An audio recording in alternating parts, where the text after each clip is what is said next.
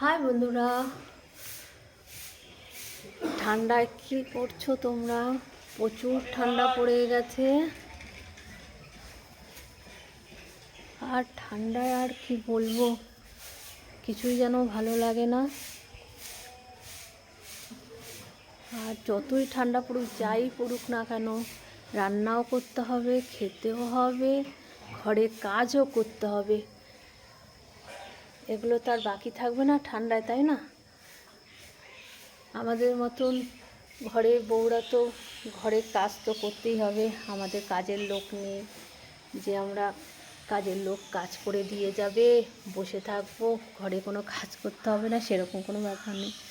আমার নিজেরটা নিজেই করি, আর নিজের কাজ নিজে করতে বেশি পছন্দ করি। যাই হোক বন্ধুরা, দেখো আজকে কি রান্না করব। বাবা, সবজি দেখো, কত সবজি, মানে সবজি দিয়ে আমি বাজার বসে গেছে সবজির।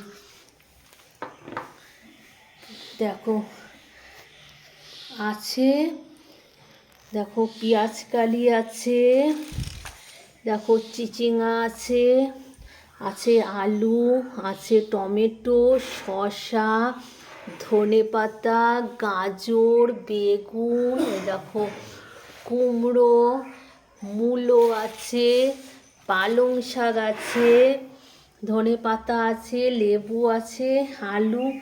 দেখো সবজির যেন বাজার নিয়ে বসে পড়েছি। যাই হোক বন্ধুরা, কি রান্না করব না করব পরের ভিডিওতে তোমাদের দেব, তোমরা দেখতে পাবে। এখন তিনজন মানুষ। আর আমার ছেলে তো খাই না, আমার ছেলে ছোট, ও কিছুই খায় না এইসব। খাওয়ার মধ্যে আমরা দুজন খাই।